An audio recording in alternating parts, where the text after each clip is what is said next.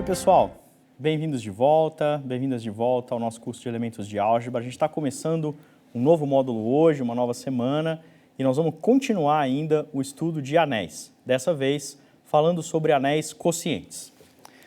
Então, vamos relembrar um pouquinho como que a gente construiu um dos exemplos mais famosos do nosso curso, que já apareceu e reapareceu e vai continuar aparecendo e reaparecendo, que é o anel dos inteiros módulo n, né, o Zn. Como que a gente construiu o Zn? A gente declarou que dois números inteiros eram equivalentes quando eles deixavam o mesmo resto na divisão por n.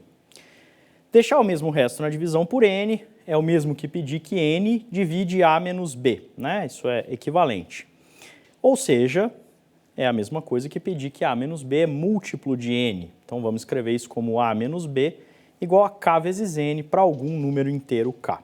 Então, eu peço que vocês olhem para essa igualdade do seguinte jeito. Dizer que dois números inteiros são equivalentes módulo n é dizer que a diferença deles é múltiplo de n, ou seja, é dizer que a diferença deles pertence ao ideal n vezes z, que é ideal do anel dos números inteiros z.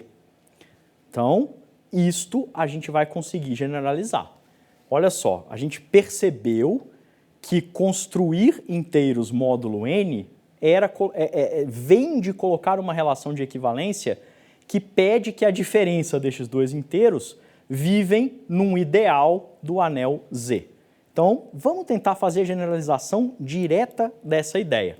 Ao invés de pegar z, vamos pegar um anel comutativo qualquer e vamos pegar um ideal deste anel. No caso anterior, este R era z e este ideal era nz. E aí a gente definiu uma relação de equivalência pedindo que a diferença de dois elementos no anel z pertencia ao ideal nz para declará-los como equivalentes. Aqui a gente vai fazer a mesma coisa. Nós vamos pegar um anel comutativo qualquer e um ideal qualquer deste anel e nós vamos declarar dois elementos do anel como equivalentes quando a diferença deles, ou a soma de um deles com o inverso aditivo do outro, pertencer ao ideal I. Então agora, ao invés de escrever que A é equivalente a B ou congruo a B módulo N, a gente vai escrever que A é equivalente a B módulo I, onde I é o ideal do anel R. Tá? Então, a ideia é que esta construção produza novos anéis a partir do anel R e do ideal I. A gente quer obter novos anéis, assim como a gente obteve novos anéis a partir do anel Z e do ideal NZ. A partir do anel Z e do ideal NZ, colocando a relação de equivalência A congruo a B quando a diferença A equivalente a B quando A menos B pertence ao ideal NZ, simplesmente generalizando isso para A equivalente a B quando A menos B pertence a um ideal I arbitrário. Vamos ver se isso funciona, e para ver que isto funciona, né, a gente vai ter que dar vários passos aqui para entender como que as coisas funcionam direitinho. Então a primeira observação, o primeiro passo, é mostrar que esta equivalência módulo I, ou congruência módulo I, satisfaz algumas propriedades que fazem com que ela mereça o nome de relação de equivalência. Quais que são essas propriedades? Transitividade. Todo elemento no anel é equivalente a ele mesmo módulo I. A outra é a simetria. Se um elemento é equivalente a outro módulo I, então o outro é equivalente a 1. Se A é equivalente a B, então B é equivalente a A. E a terceira é a transitividade. Se A é equivalente a B e B é equivalente a C, então o A é equivalente ao C.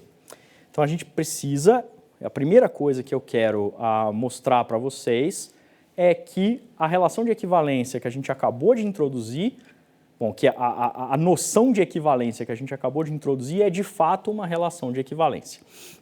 Então vamos ver, por exemplo, dessas três, vamos ver a que é mais difícil de mostrar, que é a transitividade. E mesmo essa é simples, como vocês vão ver. Então a gente quer mostrar que se A é equivalente a B módulo I e B é equivalente a C módulo I, então A é equivalente a C módulo I. Mas o que significa A equivalente a B módulo I? Significa, por definição, que A menos B é um elemento do ideal I. O que significa que B é equivalente a C módulo I? Significa, por definição, que B menos C é um elemento de I. Mas se A menos B é um elemento de I e B menos C é um elemento de I, Então, A menos B mais B menos C é um elemento de I, porque I é fechado pela soma. Se você soma dois elementos de um ideal, você continua no ideal. Só que quanto que vale A menos B mais B menos C? Vale A menos C. Ou seja, se A menos B está em I e B menos C está em I, A menos C está em I também. Se A é congruo a B módulo I e B é congruo a C módulo I, então A é congruo a C módulo I. Eu deixo para vocês demonstrarem a reflexividade e a simetria. São mais simples que essa até, de fato, tá? Agora, vai ter uma consequência de equivalência módulo I ou congruência módulo I ser relação de equivalência. Esta consequência é que uma relação de equivalência, ela particiona o conjunto aonde ela foi colocada, aqui no caso, o anel R. Então, esta relação de equivalência em R vai particionar R em subconjuntos que vão ser as nossas classes de equivalência, que vão ser os análogos nesta construção daqueles 0 barra, 1 barra, 2 barra e assim por diante. Então, o que é a classe de equivalência do elemento A do anel R? São todos os outros elementos do anel R que são equivalentes a A módulo I. Então, se você pegar todos os elementos equivalentes a A módulo I, isso forma uma classe de equivalência que a gente vai chamar de A barra. Agora, vamos entender o que significa que o anel está particionado nessas classes de equivalência. Volta lá para o caso de Zn. Aqui, especificamente neste exemplo que está na tela para vocês, a gente está falando do Z3, né? Mas em geral isso vale igualzinho em Zn. Quando a gente olha para as classes de equivalência módulo 3, a gente vê que o anel Z inteiro ele está particionado em 3 classes de equivalência. Então você tem a classe do 0, os múltiplos de 3, a classe do 1, que é os múltiplos de 3 mais 1, e a classe do 2, que são os múltiplos de 3 mais 2, ou os que deixam o resto 0, 1 e 2 na divisão por 3, respectivamente. Só que isso é uma partição de todos os números inteiros. Por quê? Porque todos os números inteiros estão numa dessas 3 classes, menos 9, menos 8, menos 7, menos 6, menos 5, menos 4 e assim por diante. Todo número inteiro vai estar em um desses conjuntos e, mais importante do que isso, vai estar em exatamente um desses conjuntos. Ou seja, estes conjuntos não têm interseção. Se não existe nenhum elemento no conjunto 0 barra que está no conjunto barra e 1 barra, e não existe nenhum elemento do conjunto 0 barra que está no conjunto 2 barra, e não existe nenhum elemento do conjunto 1 barra que está no conjunto 2 barra. Eles são disjuntos. Quaisquer dois dentre esses conjuntos têm interseção vazia e qualquer número inteiro está em um desses conjuntos. Isso é uma partição. É você pegar o conjunto e particionar em subconjuntos que 2 a 2 são disjuntos, não tem interseção. Então, cada número inteiro aqui pertence a uma e só uma classe de equivalência. Isso também acontece em geral. Ou seja, quando a gente tem equivalência módulo I, cada elemento do anel vai pertencer a uma e somente uma classe de equivalência módulo I. Vamos provar isso. Antes de nada mais, uma classe de equivalência não pode ser vazia. Por quê? Porque o próprio elemento A ele está na classe de equivalência A barra, porque A é congruo a A módulo I. Né? A menos A é 0 e 0 está em todo o ideal. Então, sendo A congruo a A módulo I, a gente sabe que pelo menos o elemento A do anel pertence ao conjunto que é a classe de equivalência A barra. Além disso, a gente consegue descrever essa classe de equivalência bem explicitamente. Né? A classe de equivalência A barra você obtém simplesmente pegando A, o elemento A, e somando com cada um dos elementos do ideal I. Né? Então é fácil ver que um elemento está na classe de equivalência de A, exatamente quando ele é A mais algum elemento do ideal I. É claro, né, pessoal, porque a gente definiu a classe de equivalência de A como sendo os elementos tais que A menos B pertence a I. Se A menos B pertence a I é porque A é B mais algum elemento de I. Então, as classes de equivalência são fáceis de descrever como conjunto. Né? É o conjunto de todos os elementos. A classe de equivalência de A é o conjunto de todos os elementos da forma A mais X, onde X é um elemento do ideal. A gente tem uma notação curta para isso, que é escrever A mais o ideal. Isso denota um conjunto, que é exatamente o conjunto de elementos da forma A mais X, com X no ideal. Agora, para ver que A gente já sabe que todo elemento está numa classe de equivalência, que é a classe de equivalência dele mesmo. Mas agora a gente precisa ver que duas classes de equivalência diferentes não podem ter nenhum elemento em comum, né? Duas classes de equivalência distintas têm que ser disjuntas. Não pode ter um elemento que pertence a duas classes de equivalências diferentes ao mesmo tempo.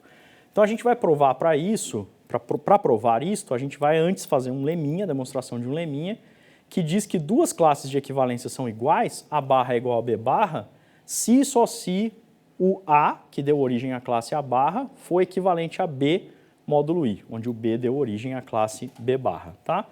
Então a demonstração é uma manipulação de propriedades e definições. Como é que ela é? Então, se o A, supondo que o A barra seja igual ao B barra, e usando o fato que o elemento A está em A barra, então, se o A está em A barra e A barra é igual a B barra, A está em B barra também. Mas o que quer dizer que A está em B barra? É dizer que A e B são côngruos módulo I. Então a gente provou que se A barra é igual a B barra, A é côngruo a B módulo I. Reciprocamente, na outra direção, se A for côngruo a B módulo I, a gente precisa provar que o conjunto A barra é igual ao conjunto B barra. Provar que conjuntos são iguais é provar que um conjunto está contido no outro e que o outro está contido no um. Então, vamos pegar um elemento no A barra e vamos concluir que este elemento também está em B barra.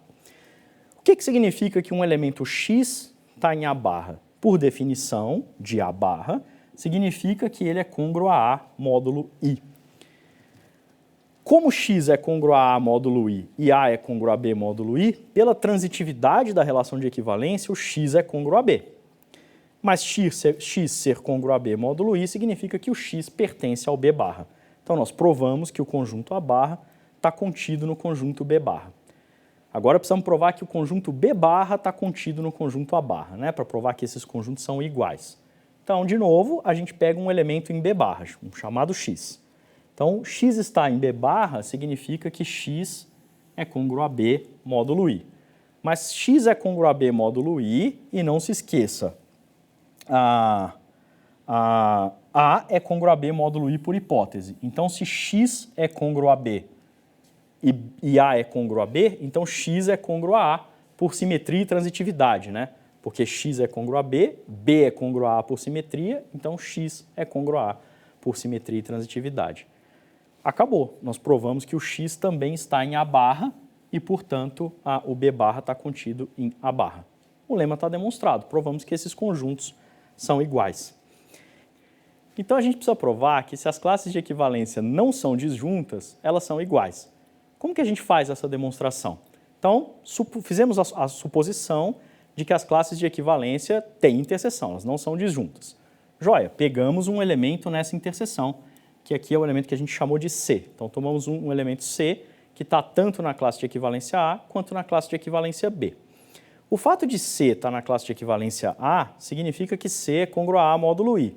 E o fato que C está na classe de equivalência B, significa que C é côngruo a B módulo I. Então, aplicando a simetria e a transitividade, né, trocando C côngruo a A por A côngruo a C, a gente fica com A côngruo a C e C côngruo a B. Então, A côngruo a C e C côngruo a B, por transitividade, significa que A é côngruo a B. Mas a gente acabou de mostrar no lema anterior que se A é côngruo a B módulo I, é porque A barra é igual a B barra.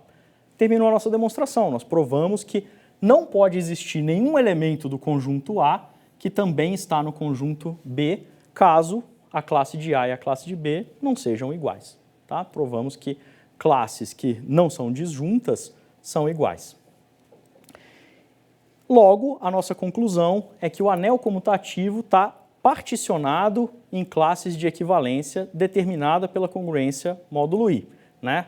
Cada elemento do anel comutativo está numa e somente uma classe de equivalência módulo I. É a mesma coisa que aconteceu em Zn, só que aqui agora, ao invés de fazer a construção partindo de Z e usando o ideal NZ, que dá origem a Zn, a gente partiu de um anel comutativo qualquer, arbitrário, com um ideal qualquer deste anel comutativo. Como exemplo, pessoal, vamos encontrar todas as classes de equivalência em que o ideal 4Z8, o ideal principal 4/Z8, particiona o anel Z8. Então, como que a gente faz para encontrar essas classes de equivalência? A gente já sabe qual que é a natureza de uma classe de equivalência módulo I. A classe de equivalência do elemento 0 barra, digamos, é simplesmente o conjunto que você obtém somando com 0 barra todos os elementos do ideal em questão. Então, se a gente soma 0 barra com 0 barra dá 0 barra, se a gente soma com 4 barra dá 4 barra, então essa é exatamente a classe de equivalência do elemento 0 barra. Note que aqui, se a gente tivesse que dar um nome para essa classe de equivalência, o nome apropriado seria 0 barra barra. Por quê? Porque é uma classe de equivalência em um conjunto de classes de equivalências, né? Então, essa classe de equivalência do zero é um conjunto que contém classes de equivalência 0 barra e 4 barra. Então, é como se fosse o 0 barra barra, tá bom? Apesar que a gente não vai usar essa notação com frequência, tá? Só para vocês entenderem que aqui a gente está fazendo, a gente já pegou um conjunto de classes de equivalência que é o Z8 e a gente está particionando um conjunto de classes de equivalência em novas classes de equivalência. Qual que é a classe de equivalência do 1 barra? É só você somar o 1 barra com todos os elementos do ideal I. 1 mais 0 é 1, 1 mais 4 é 5, todos com barra. Então, a classe de equivalência do 1 barra é o conjunto 1 barra 5 barra, ou o 1 barra barra. Qual que é a classe de equivalência do 2? Mesma história. 2 mais 0, 2. 2 mais 4, 6, com barras. Então, a classe de equivalência do 2 é o conjunto que contém o 2 barra e o 6 barra. Classe de equivalência do 3, 3 mais 0, 3, 3 mais 4, 7. É o conjunto que contém 3 barra e 7 barra. E as próximas? Se eu quiser fazer a classe de equivalência do 4, vai dar igual à classe de equivalência do 0. 4 mais 0 é 4, 4 mais 4 é 0, porque a gente está em Z8. 4 mais 4 é 8 e 8 é 0 módulo 8. A mesma coisa para a classe de equivalência do 5, que vai ser igual a do 1, do 6, que vai ser igual a do 2, e a do 7, que vai ser igual a do 3. Então, a gente termina assim com este exemplo a primeira parte sobre anéis quocientes. Na próxima parte, a gente vai ver como colocar uma estrutura de anel no conjunto de classes de equivalência. Um abraço e até breve.